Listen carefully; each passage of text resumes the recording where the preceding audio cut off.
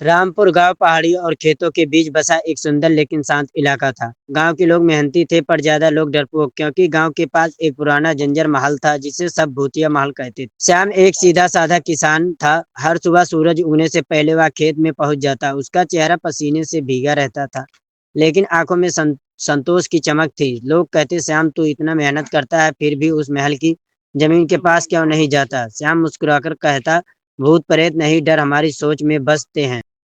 महल सैकड़ों साल पुराना था। कहते हैं कि वहां कभी राजा रणवीर सिंह रहते थे, जो अचानक रहस्यमय तरीकों से गायब हो गए। महल के दरवाजे पर जंग लगे ताले लटके थे, और रात में वहां से अजीब सी आवाजें आती थी।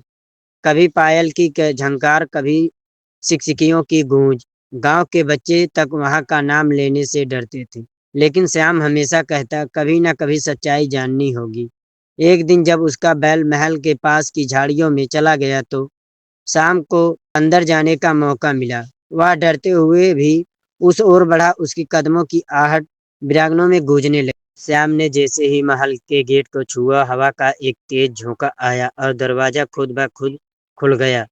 अंदर अंधेरा और धूल भी थी। छत में मकड़ी के जाले लटक रहे थे। अचानक उसने सुना किसी के कदमों की आहट। वह रुका, सांस थमी, फिर एक धीमी आवाज आई, कौन है वहां?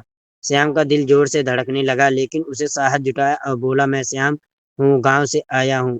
एक पल को सन्नाटा छा गया, फिर सामने दीवार पर एक धुंधली परछाई हिलने लगी। महल के एक कोने में उसे एक प्राचीन दिया मिला जो अपने आप जल उठा। रोशनी में उसने देखा दीवार पर पुराने चित्र टंगे थे, जिसमें राजा रणवीर सिंह और रानी कुसुम दिखाई दे रहे थे। दीवारों पर अजीब लकीरें उभरी, जैसे कोई उन्हें खून से लिख गया हो। अचानक दिया के पास से वही आवाज फिर आई, श्याम हमारी आत्मा को मुक्त करो। श्याम पीछे मुड़ा तो हवा में नीली रोशनी तैर रही थी।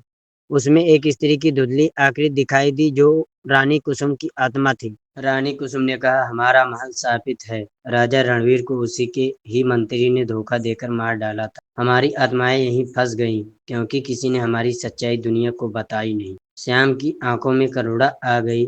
उसने कहा, माँ, मैं आपकी कहानी गांव को सुनाऊंगा ताकि लोग सच्चाई जानें। रानी मुस्कुराई, अगर तू सच बोलने का वचन देता है तो यह शराब टूट जाएगा। श्याम ने सिर झुकाकर कहा, मैं वचन देता हूँ।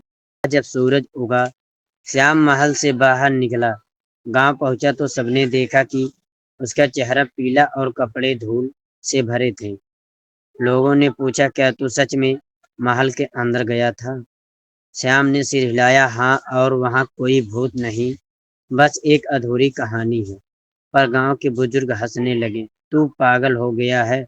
श्याम उदास हुआ, पर हार नहीं मानी। श्याम ने राजा के पुराने दस्तावेज ढूंढे और उन्हें गांव के मंदिर में रखा।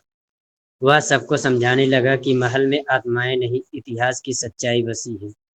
एक रात फिर महल में से रोशनी उठी। इस बार डरावनी नहीं बल्कि सुनहरी थी।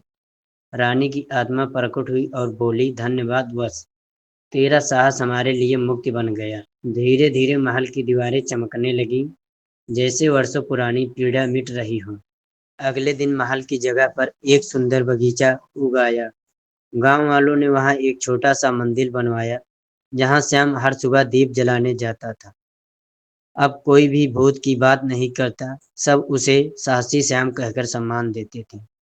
श्याम ने उस जमीन पर खेती शुरू की और पहली बार उसकी फसल दुगनी हुई।